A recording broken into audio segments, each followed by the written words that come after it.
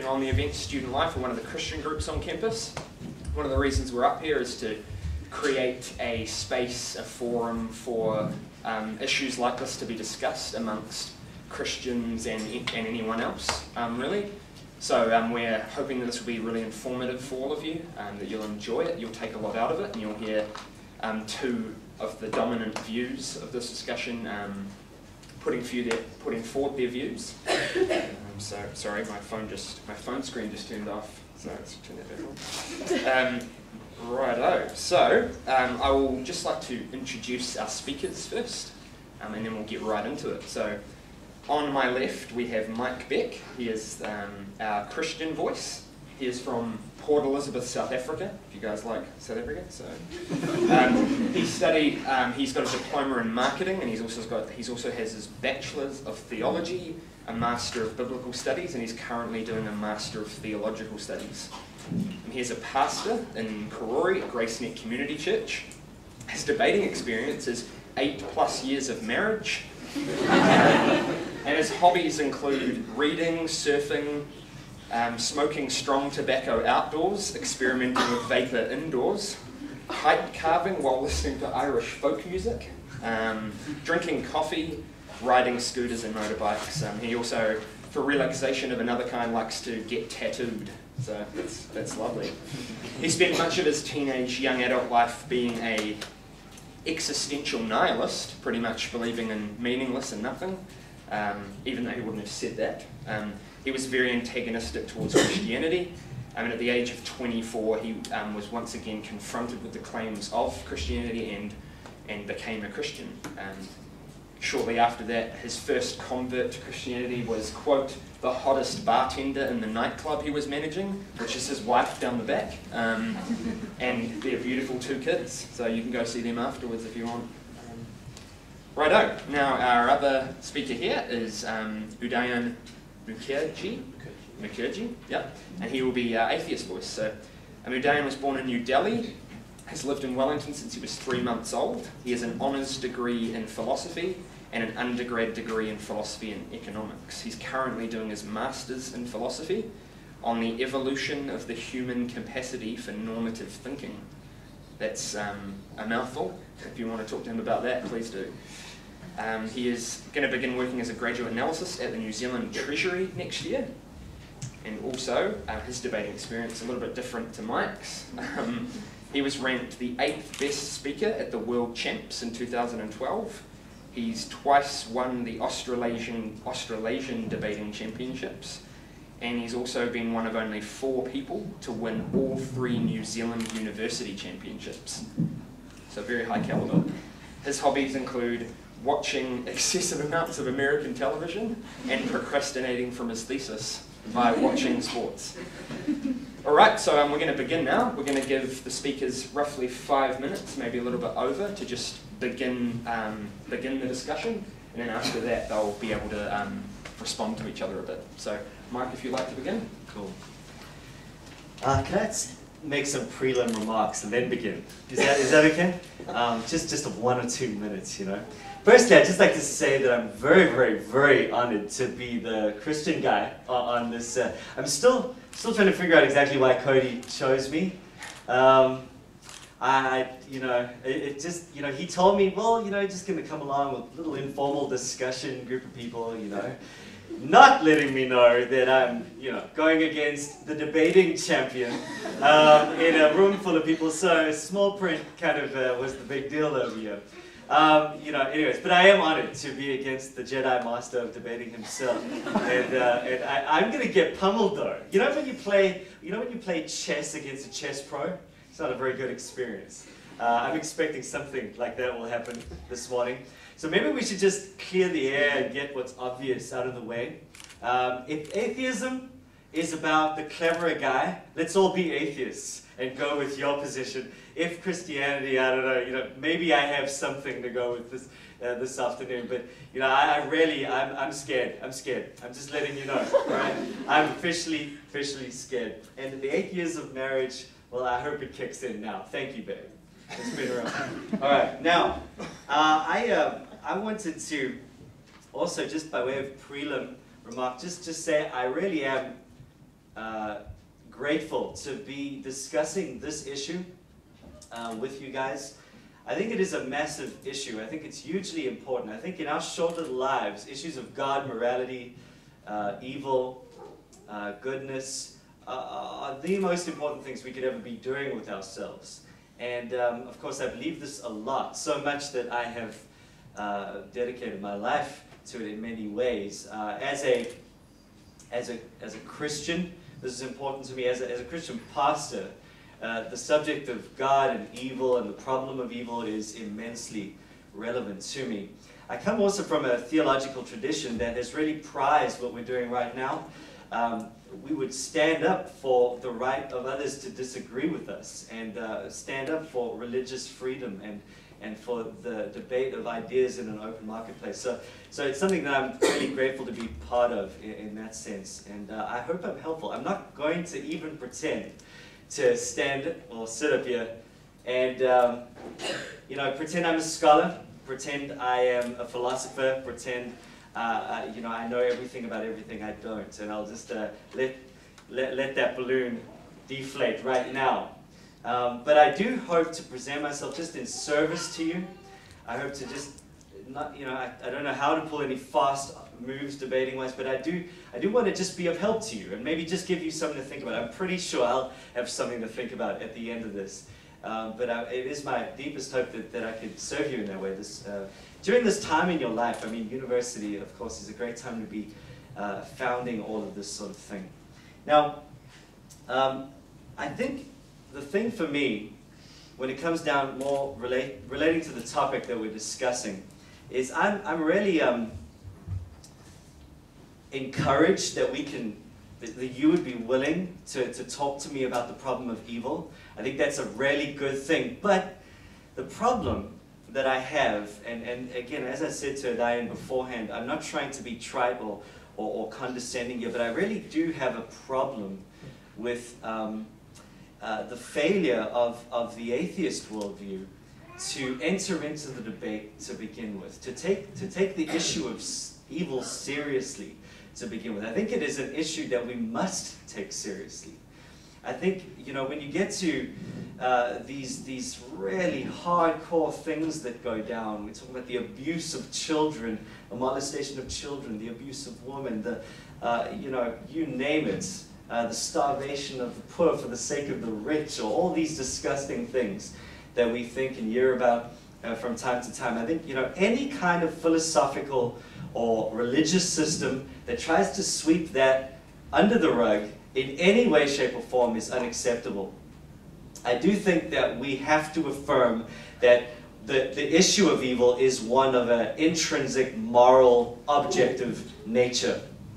And I suppose therein lies my problem. I remember what it was like not to believe in Christianity. I remember what it was like not to feel that there was any hope of ever coming to any sort of truth on these matters. But obviously something in me changed, and not only because of an existential encounter that I feel I experienced, but also because I do prize rationality. I prize the value we place on objective morality. And I think that is, for me, a major stumbling block to an atheist worldview. I'm encouraged by your thesis topic, as I said before. I'm expecting to learn some new things in that regard. I'm glad that we can talk about it. I want to say up front, though, I'm not happy with any kind of admission of only a kind of evil, an evil that is simply determined by the majority, an evil that is just part of the furniture of the universe that is really impersonal, and somehow we derive something personal out of it, something that is pertaining to some changing evolutionary standard. None of that's going to cut it when we deal with these things that we deal with. And if you're ready, I'm sure that there are many of you here right now that are not dealing with this at a theoretical level.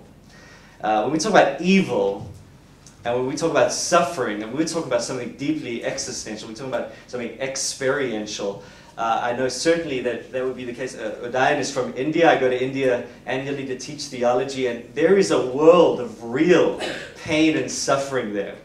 I'm from South Africa. There is a world of real pain and suffering there. I have been part of a people that has oppressed another people in the worst possible way and inflicted the most harsh forms of suffering. This is real.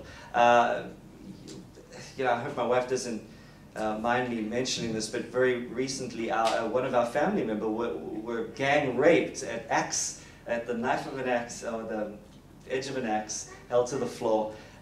Very recently we've had to deal with something tremendous in our own family life. The point is that you're the same, this is us, this is where we're at, and it's not merely a theory. Nothing will satisfy but the fact that that is wrong. It always has been wrong, it always will be wrong, and it will be held to account as something that is wrong. And I am, I suppose, then beginning this. Obviously I want to bring Christian theism to bear on the issue, but I want to start off by asking, on what grounds does the atheist even take the problem seriously? How does he affirm in a consistent way that evil is objective and moral and wrong? And how does he even then enter this debate? So I suppose I'll leave it at that and hand over. Thank you. Sorry, I forgot to mention this at the start. If you have questions at any time during the debate, please write them on the cards that were on your chairs, and we'll collect them later on and we will read some of them out. And you'll also get the chance to put your hand up and also ask a question if you like. Okay, just so you know. Udayan, would you like to begin? Cheers. Cool, thanks Cody, and also thanks to Student Life for hosting this event. As Mike said, it's really great to discuss these kinds of serious philosophical but also practical questions in an open forum. I don't want to respond too much directly to what Mike said there, because I think we'll get into that a bit later. So I just wanted to talk about the problem of evil and how it comes in two kinds of flavors, or two kinds of... you're really asking two kinds of questions when you look at the problem of evil. And the first was the one that Mike emphasized there. How do we respond to evil when we see it around us? What is suffering and how do we make sense of it? The other question, which I think, from my point of view as an atheist, which is also important to consider, is how does the problem of evil and the existence of evil and the existence of massive amounts of evil, as we both agree on, what kind of threat does that pose to a theistic worldview? And so those two questions are the ones I think we need to separate out carefully in the discussion that follows. Because I don't think it's true, and I certainly hope that it isn't true today, that atheism needs to be, laud itself as the only, cognitive or the only intellectual point of view. This is a debate about two alternate conceptions of the universe, one in which there is a God and one in which there isn't, and which one makes better sense of the existence of what we interpret and to be evil and suffering in the world. So I wanted to start by saying just a little bit about both of those questions. I'll start by saying why I think the problem of evil, in one sense, is a tough problem for a theist to deal with. And the reason why is because I think everyone here agrees that there is massive amounts of suffering, massive amounts of evil, massive amounts of things which we just consider morally beyond the pale, both for humans but also for people who aren't humans, for creatures that are animals who might, burn to death in the forest because lightning strikes a tree and they're stuck in the fire. Most people would say that that's the kind of suffering that exists too in the world. The question then is, how do you reconcile that empirical fact, or empirical/moral fact, with the supposed existence of a God worth believing in? Because I don't think, contrary to what people might think, I don't think the problem of evil undermines all types of gods, because you can easily imagine gods, and people, certain societies in the past have imagined gods who are trickster gods, or gods who have some sort of malevolence built into their conception. But that doesn't seem like the kind of God that people really want to believe in. Most people want to believe in a God who wants to do something good for people, for the universe and the world, and has the power to bring that about. And I think the manifold forms in which evil presents itself to us poses a threat to a conception of God, which both wants God to be all-powerful, or very, very powerful, and very, very benevolent, or all-loving. Because the question is, if it's a simple, I guess not a paradox, but a simple challenge, which is if God was really all-loving and all-powerful, why would they allow so much evil to exist in the world? Why would they allow there to be suffering which we can't change, or suffering that we can't prevent or eradicate? If they really were all-loving, they'd either stop that evil from being there in the first place, or create us, or create the world in such a way where the parameters then lead us to create the kind of evil. And so I don't think that the problem of evil, or the existence of evil, necessarily disproves gods per se, but I think it does pose a challenge to a conception of God which is worth believing in, and it is worth holding up as a paragon that we should aspire to live our lives as a part of, or respond to in our lives. That's what I think. So I think that's the challenge that I would pose to the theist as an atheist. Hopefully Mike has some interesting things to say about that, as I'm sure all of you do as well. On the other remark though, on the other side of the coin, the question is how do we respond to evil? And I guess what Mike was alluding to is how would an atheist explain evil in the world?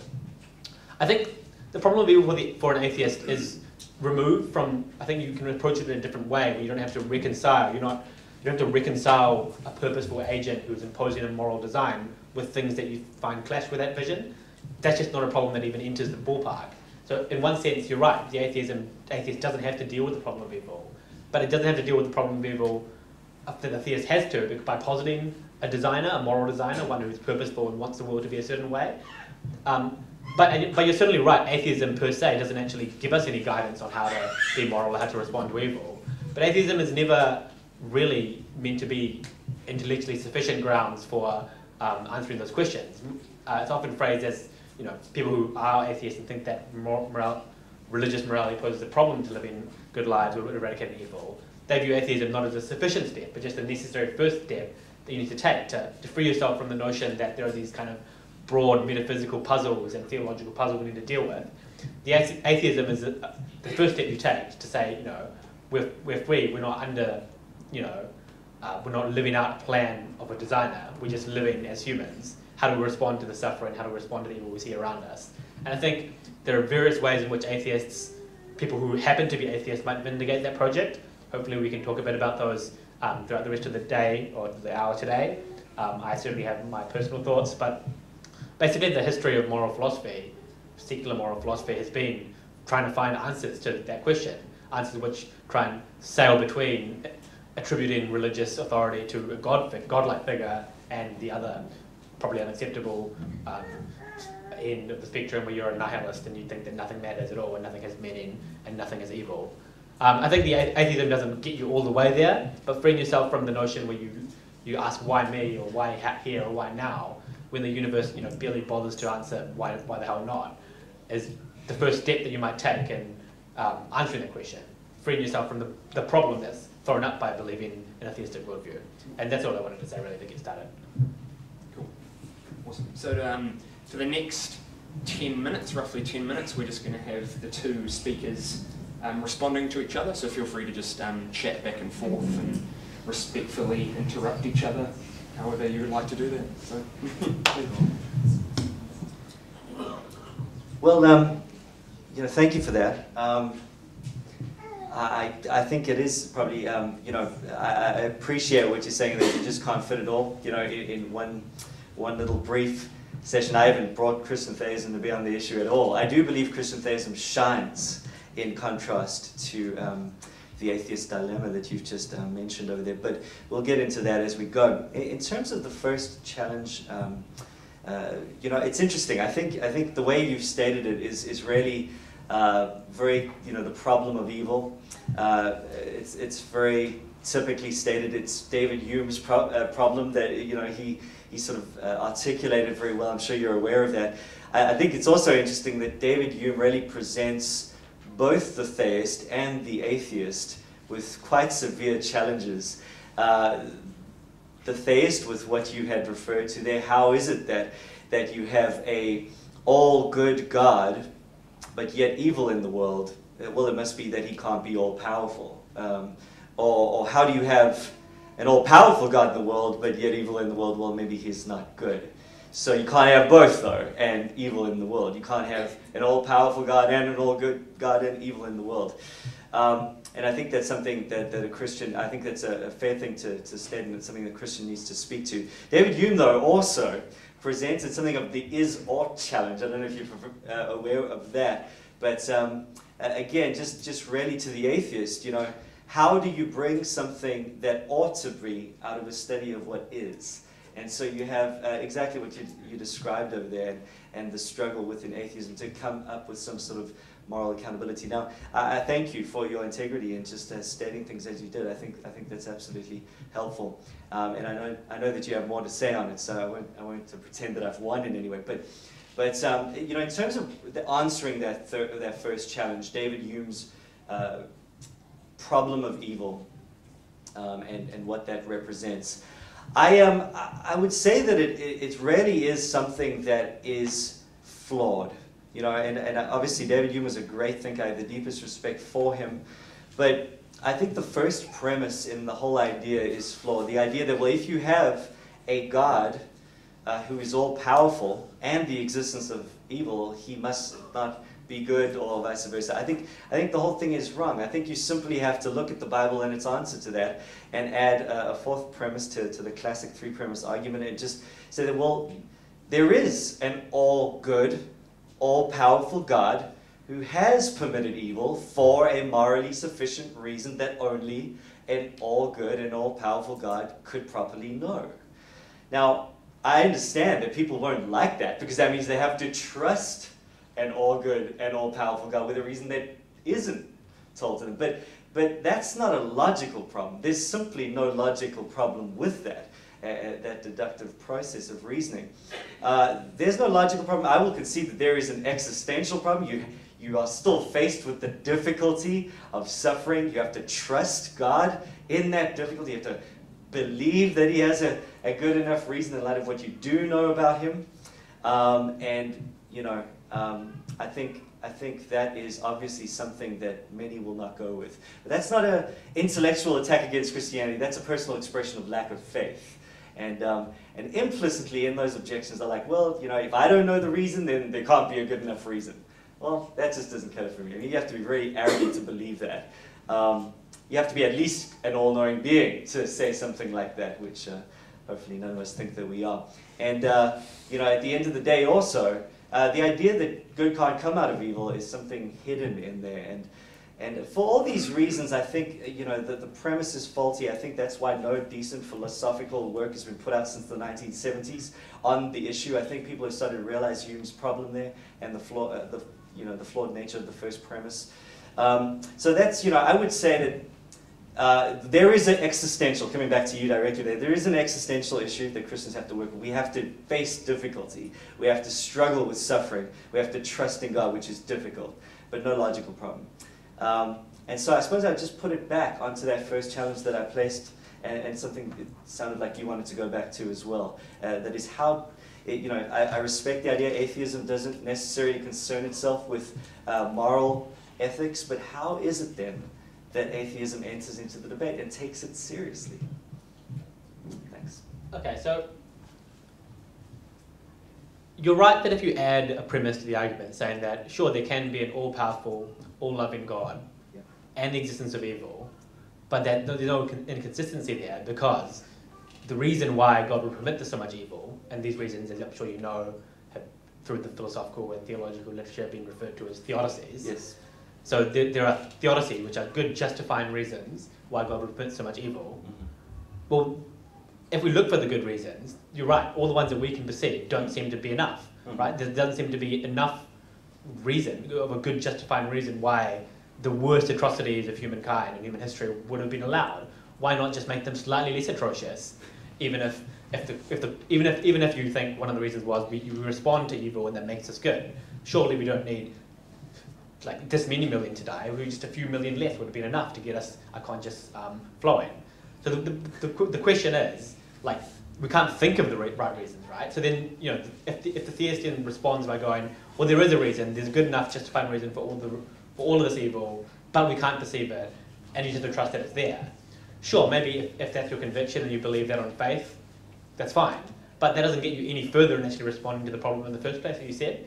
So it's not a logical problem with the argument, but like, and as a philosopher would say, you know, there's logic. So you would agree with me that there's no logical problem with the argument? Yeah, well, right? The philosopher would say that the argument is logically valid, but not one that you should believe in because you don't believe the premise. I'm right? happy with that. Yes. Yeah, but if a crucial premise in your argument is up to faith and can't be affirmed or can't be asserted with any conviction unless you already believe in it, it doesn't seem like that argument actually gets you any further in trying to deal with the problem of evil as a theist.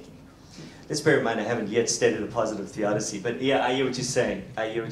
In that I was merely responding to your challenge as to the, you know, potentially incoherent idea of theism, but it's obviously not the case logically. But you know, you're restating what I said in that you know, I agree that there is a difficulty in an existential way, but that is I suppose something that I have yet to sort of draw out in a more positive way.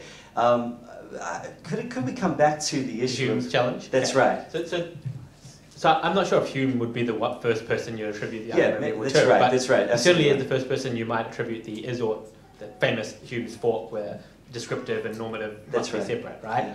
Yeah.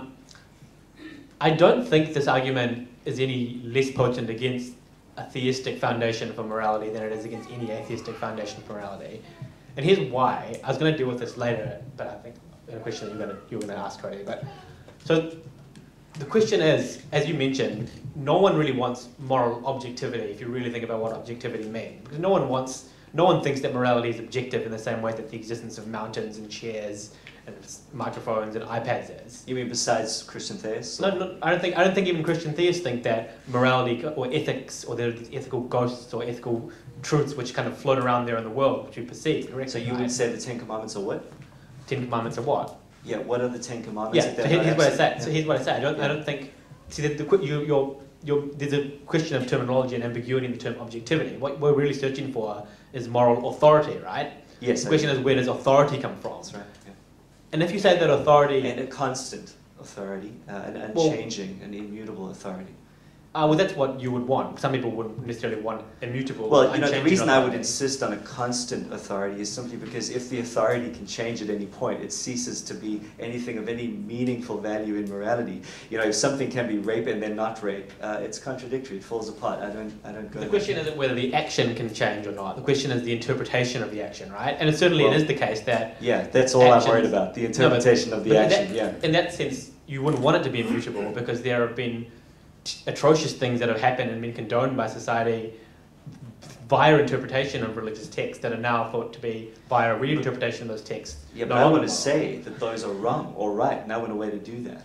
You want to say the interpretations were wrong? That's right. But on what basis were the interpretations wrong? Well, I would say that this is the question that needs to be answered. Now, I of course have an answer in my positive theodicy, but what I'm really struggling with, as I opened up with, is that the atheist doesn't. Yeah, so here's why I think the argument, the is-or distinction, doesn't apply with any more force towards the atheist than towards the theist, right? Yeah. So there are a whole bunch of questions we might pose to the theist about, so if the authority of religion flows from a god or deity, how might you reconcile that with X, Y, Z facts about interpretation? And you can ask the same question towards the atheist, right?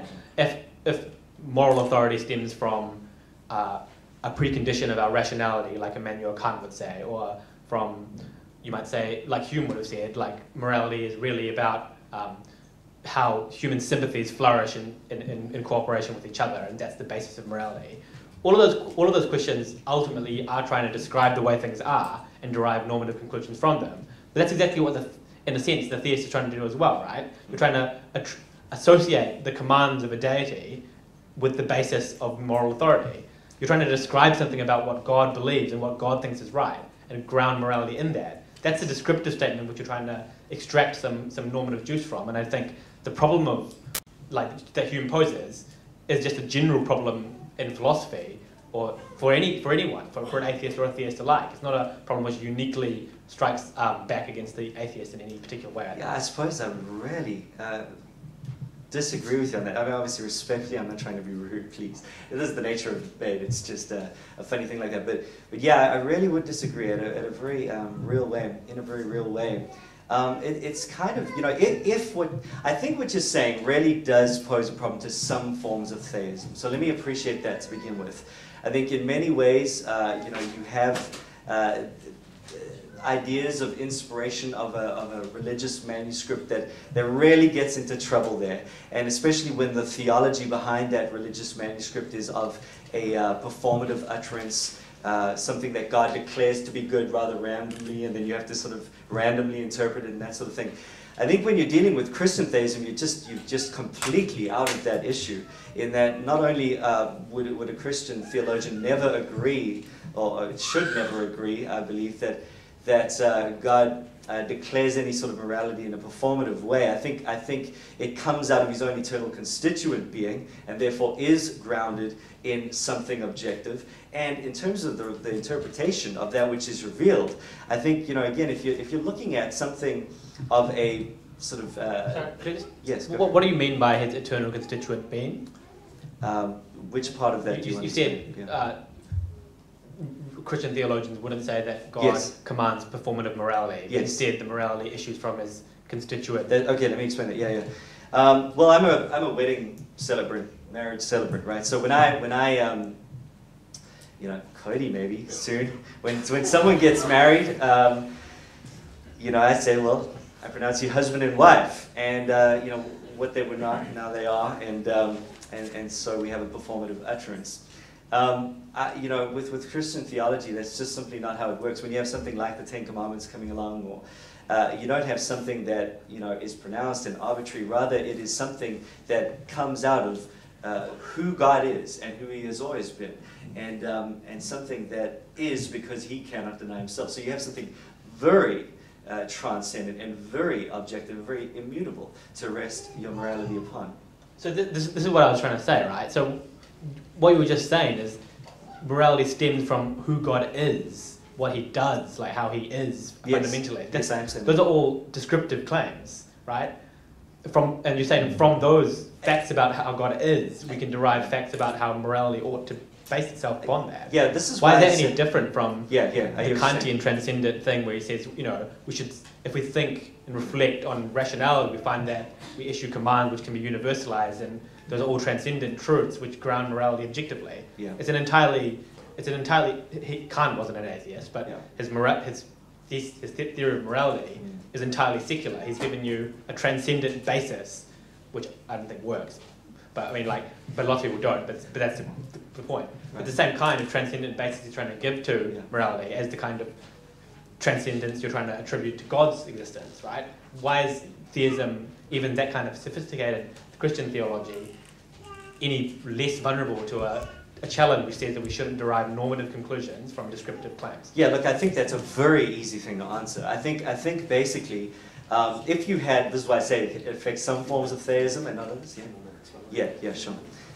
It affects some form of theism and not others. Is that you basically, if you're left to decide what is this thing, well, how do we figure out what constitutes this eternal being and what then constitutes true morality? I'd say you got a point. But when you have a revelation beginning with the formula Ko Amar Adonai in the Hebrew text, that begins, thus saith the Lord, this is what you ought to be doing based on the descriptive nature of my being. Well, you're not left with a lot of guesswork at the end of the day. And I think that is vastly different to being an atheist in an atheist worldview, and having to figure out how to go from the is to the ought. Now, I know that I'm not trying to push you, but I'd like you to go back to that if you would. To talk a little bit about that, because are you saying that is something that is an irreconcilable problem that an atheist can't? I'll tell you where I'm coming from a little bit too. I recently heard, I know not everyone's going to be a Dawkins fan, some will be, but I recently heard an interview with Richard Dawkins, right? And the interviewer asked him, so you're saying that rape is kind of as arbitrary as evolving 5 fingers rather than 6? And to my dismay, Dawkins responds in the affirmative. Yes, you can say that, is what he said. Now, in context, he's not advocating rape. He's not doing it. I'm not trying to say he is. But he is conceding to something that frightens the living daylights out of me, that his morality is ultimately as arbitrary as the evolution that he advocates. So I think this is where I'd want to ask you for some help, in understanding how it is that an atheist can enter into the space and take evil seriously. I'm not sure really what that. I'm not sure the interview to which you refer to, but rape obviously happens, right? That's right. Just like the fact that we have 5 fingers happen. Both of those are descriptive truths of things about the world. Yes. The question is, and both sides, both theists and atheists, agree that rape is wrong. That's not the question being asked. I suppose I want to ask how. The question is you are consistently believing that. Yeah. So maybe it's because you're, as an atheist, you also subscribe to a worldview where like individuals have rights, because agency is the most important thing we ought to treasure because that's the way you feel. Why? Right? What if someone else disagrees with you? Well, what if someone else disagrees with the particular edict that's issued by a religion, right? The problem of disagreement... Well, I go back to authoritarianism, as you say. I go back to my revelation that I believe comes from something of a transcendent moral objectivity. That's the worry, I think, for the theist, right? If you're retreating to authoritarianism, but then you agree that interpretations can go wrong. The question is, who do we attribute the authority to interpret text to? And if you're saying, well, it's passages 1 to 12, like scratch 13 to 14 that don't apply anymore, but then 15 onwards are fine. Who makes those kind of decisions, right? Yeah, well, I would agree those kinds of decisions shouldn't be made. But they are made, because there are parts of all, not just in Christianity, but in all religions. Yeah, you would texts are reinterpreted. Yeah. Things are scratched, things are added, things are put in a different light or a different context. Yeah. Yeah. Those decisions are made in society and in politics and in religion by religious authorities. Yeah. Yeah. Those are the same kinds of decisions that atheism would want to shine light on. Yeah. Maybe with reference to facts about how right functioning human psychology actually works, which is something that Dawkins would probably do, right? He would say most individuals have social sympathies as a matter of fact, and we don't need to look for any deeper, more transcendent basis to morality than that, which is also what Hume would say. Some people were unsatisfied with that, and they want to look for deeper truths that issue from human rationality. But it seemed obvious to me that if we weren't the kinds of creatures that we would have a different set of moral codes. Like, you could have intelligent, rational aliens if they came to Earth, who would have a system of morality, but it wouldn't be the same system. So it doesn't seem to me that facts about humans play both. They could have a system where rape is right, and you would not be able to say that system is wrong. Is that kind of what you're saying there? Sorry, I'm trying to be clear. So if human society came into conflict with a society of aliens who were equally rational but had different bases on which they're rational, in that hypothetical, then yes, we wouldn't be able to say to them that rape is wrong, but that's not the kind of question we're asking, right? So you would say that there's a different rational basis as well, so not even logic is something that is constant and transcendent in that way. No, like as a precondition of being the kind of creature which engages in these kinds of discussions, you have to be certain, like, rational or reasonable to a certain extent, right? Yes, right. But you're saying that we don't interpret religious edicts or strictures or whatever, right? They just are there. I did not say that. What I intended to say there, sorry if it came out that way, is that, when you're looking at a matter, I hear what you're saying. Let me just say that I don't want to deny that there are struggles in interpretation. But yeah, when you're dealing with the subject of hermeneutics, the science of interpretation, you're dealing with something vastly different, much more concrete, and in the realm, or at least upon a journey to finding what it says. And I think you have, people would obviously disagree on this, but disagree on everything. I would see that interpretation certainly has a good end to it, and you can interpret something. I can read an email and figure out what it says. And so I have every confidence that you can interpret a document despite disagreement with that document.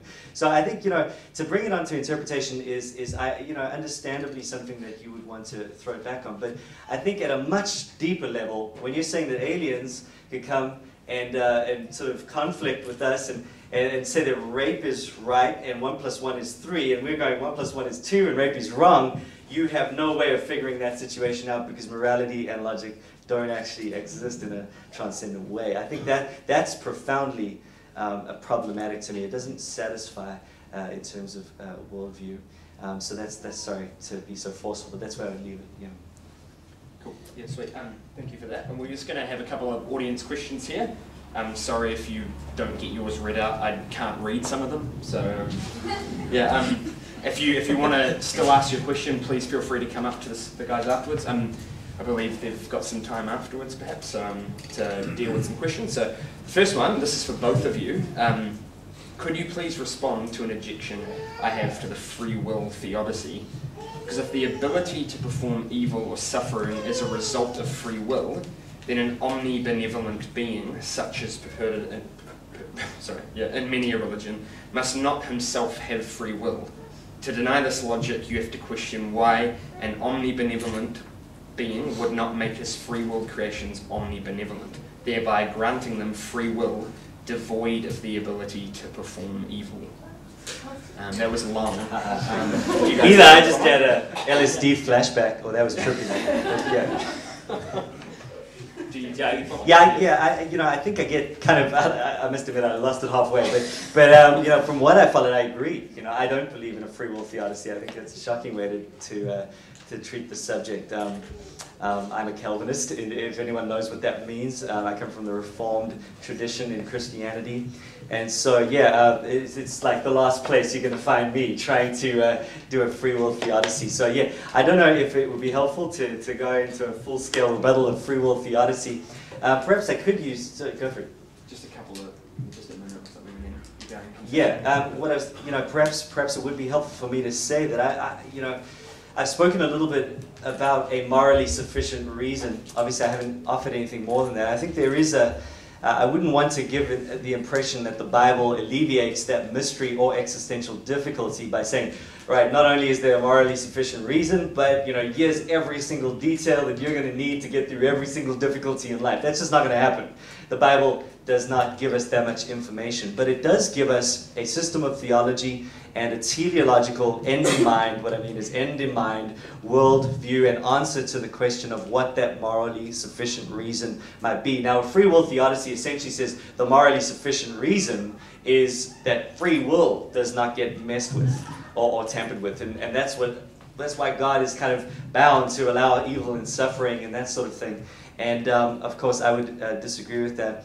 But my morally, the theology that I think the Bible teaches in terms of this morally sufficient reason is that all things work together for the highest good, which more specifically is the glory and the manifestation of the glory of God, which is, in Christian theology, the greatest possible blessing given to mankind. And if anything other than God's greatest and highest glory was unveiled, it would be an act not of kindness but of hate toward the creation by the Creator. So I'll end it there. Do you have anything you want to say about free will theodicy? The question was, how do you respond to this objection to the free will theodicy? I would say you can't, really. So I agree with Mike. Yeah. Okay, sweet. Awesome. There was another one here. Okay. This is for Mike. You say the atheist doesn't deal with the moral question, the question of ultimate punishment for moral wrongdoings. However, mere mortal punishment, prison, etc., is a punishment for moral wrongdoings with the assumption of there being no ultimate punishment. That's the end. Would you like to comment on that? So one more time? Yeah. Would you like to read it? Making me work for a minute. You said the atheist doesn't deal with the moral question, the question of ultimate punishment for moral wrongdoings. Right, that is what I'm saying. However, mere mortal punishment, prison, etc., is a punishment for moral wrongdoings with the assumption of there being no ultimate punishment. Now listen, I'm glad, I'm thankful for prison. I think it's a good place to put those who break the law. I think we just bought a house today, actually. I'm glad that if there's this guy next to me who's like raping people and murdering people, he's going to go somewhere else. That helps me. But, at the end of the day, this doesn't really sort of solve anything, because on what moral basis do you declare the thing that the guy's doing is wrong to begin with? Now, I, of course, have postulated that the Christian theistic idea can offer a moral grounding. It can offer a way to say that is wrong, and that has always been wrong, and that should be punished as wrong. And yes, it certainly adds to that the hope of a fair and just eternal idea of punishment enacted by God himself, which to me is even a greater comfort. And it holds out many other things in the midst of all of that. But I'm not. I don't think that merely putting people in prison, is kind of getting out of the problem for an atheist. It kind of compounds the problem. Why do you put them in prison? Even on an earthly basis, what's going on over there? There is a question here for Udayan. Sorry to put Alexander on the spot. I'd like to read it. There's one word I can't understand, and it's like crucial. How do you address the no something argument? No seum. No seum? From Phil 105. Okay. Yeah, okay, so how do you address the no-seum argument? If we attribute God's sentience far greater than our own, why would any reasonable argument be expected to disprove him in the face of it? So for context, the no-seum argument is something which is related to what Mike said right near the start. We said basically the way you could reconcile the problem of evil from a theistic worldview is to say there exists a reason, but obviously it's a reason.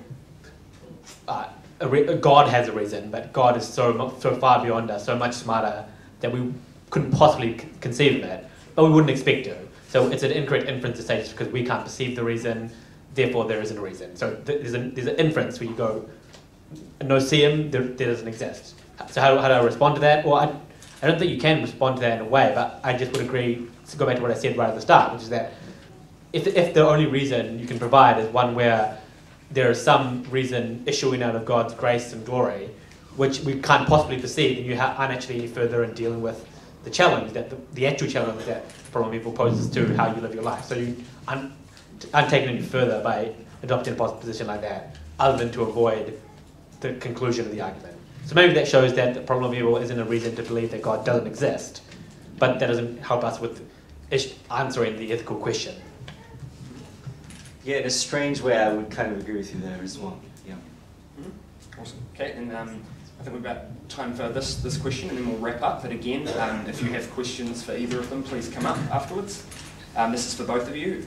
Is there actually any room for mutual understanding in this debate when the key concept, the existence of a God, is intrinsic to one side and irrelevant to the other when it comes to the foundation of moral decision-making? Is that for me? That's for both of you. Okay.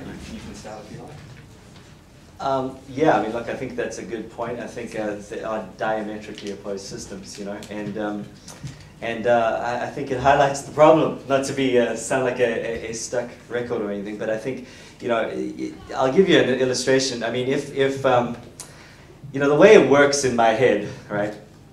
Sometimes a pretty weird place to be, but here it is. If someone tells me, listen, this is how life is, this is how reality is.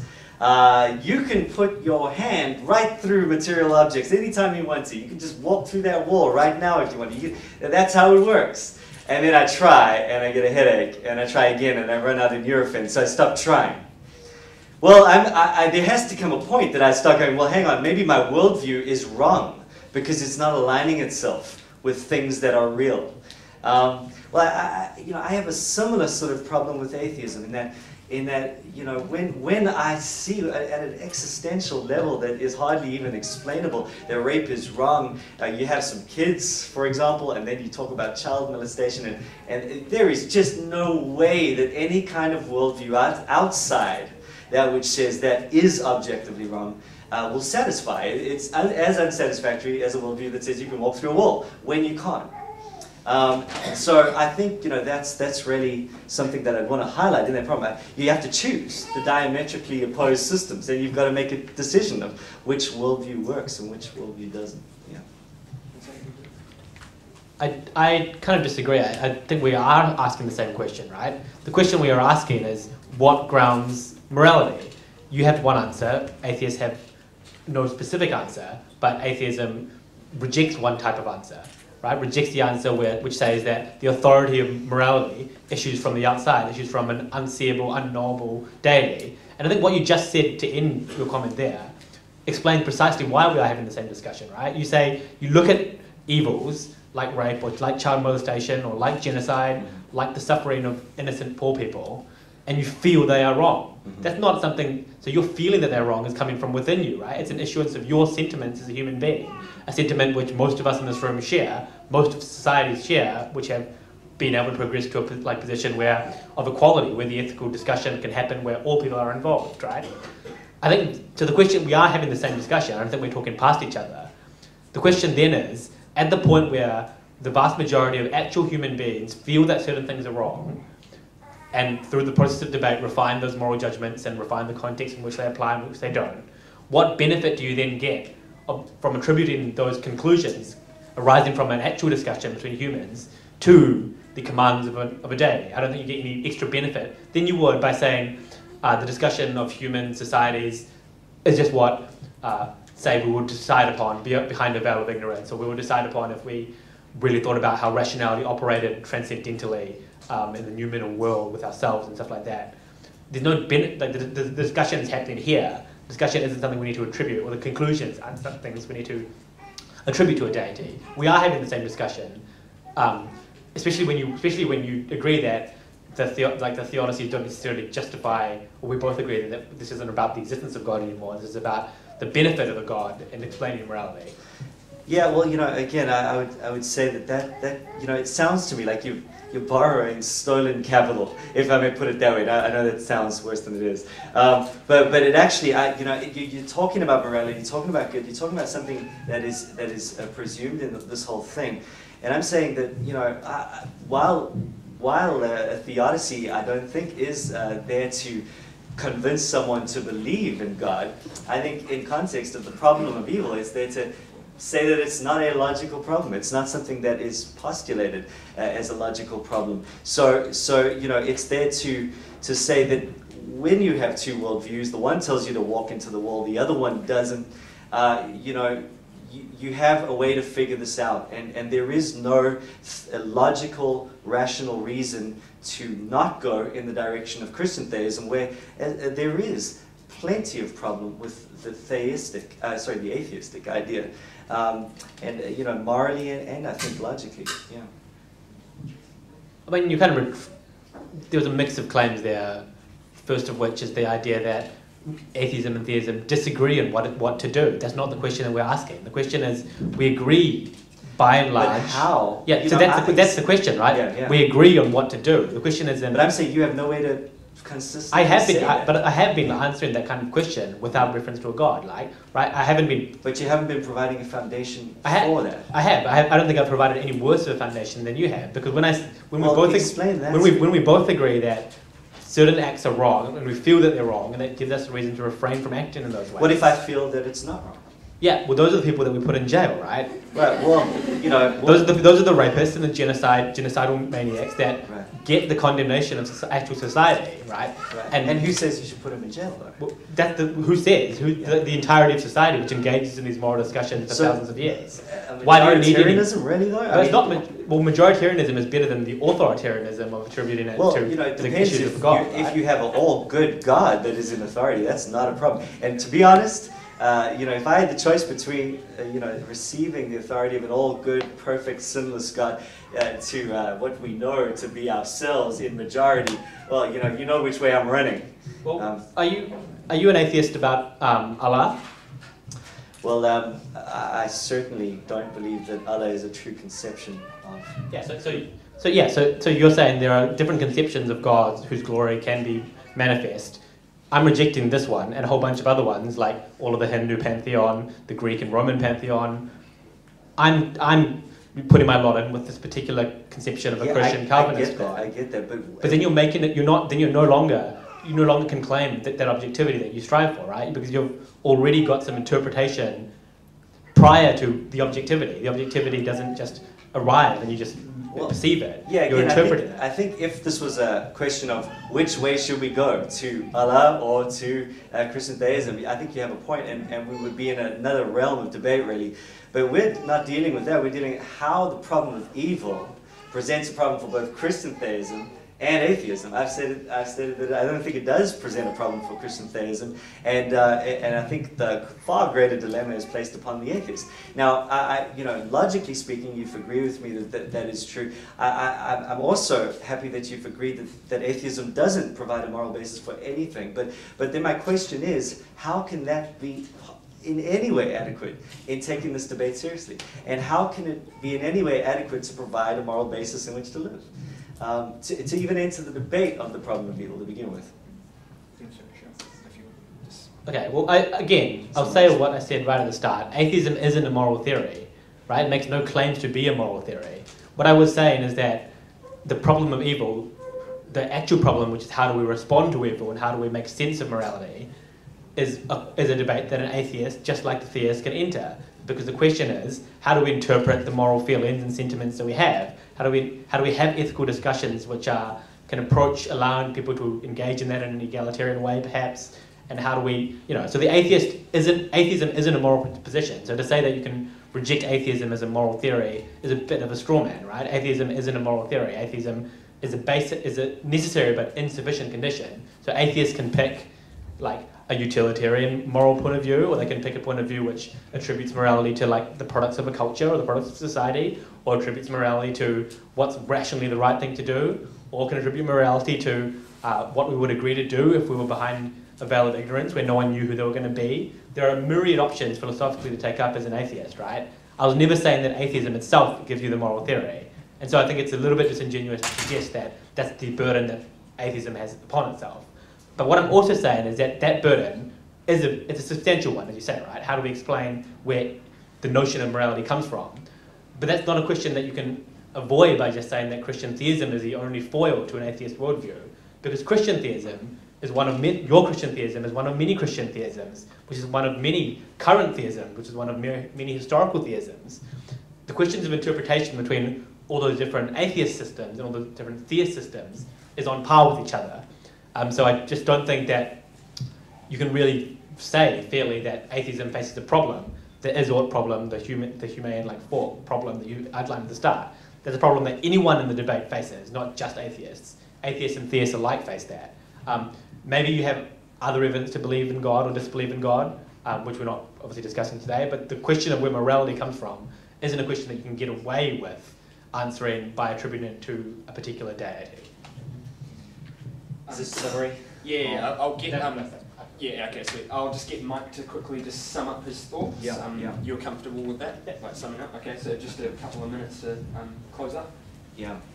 Well, I appreciate that you've agreed with me that atheism can't offer that, and I hear what you're saying, that it doesn't intend to do so. I suppose I wish we had spent a bit more time on those options that you spent a moment or two there naming: utilitarianism, majoritarianism. We could go to a couple, as you say. There are a plethora of options available. Now, I suppose, though, my point is that none of those options are in any way satisfying, and none of them can allow for an absolute intrinsic moral standard. And I think that therein lieth my problem, to use an old Puritan expression. And I think I would really want to press that, because that is where I find the whole issue utterly inadequate on this topic of evil and suffering.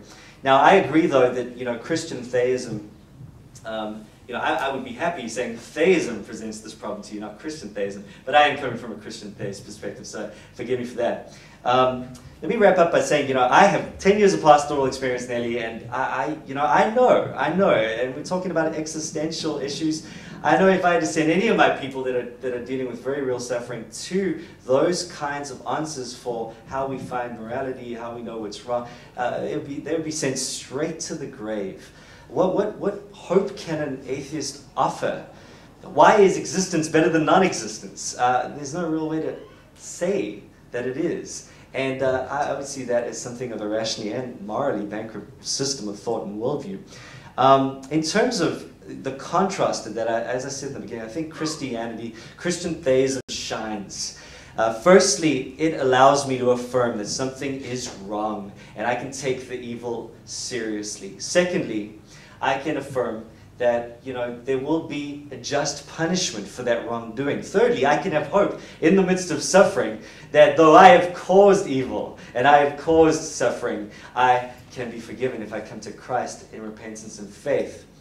And I also have a tremendous hope not only that evil will be punished, but that the evil will be taken away. J.R. Tolkien fans might like this one. There's this scene in Lord of the Rings where Sam Gamgee comes up to Gandalf and he thought he was dead. He says, "I thought you were dead, I thought I was dead. Are all things sad going to come untrue?"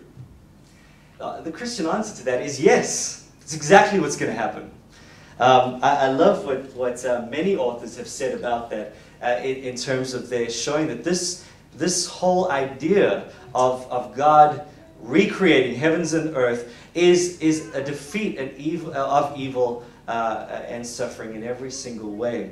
And then finally, of course, we have this all profoundly vindicated for us in the cross, where you have two things happening. First, we know what the purpose for suffering is not. It's not that God lacked love. It's not that God lacked power. Both are displayed in the cross perfectly. And it is shown to us what the purpose of suffering is. It is for the display and the highest display of God's glory.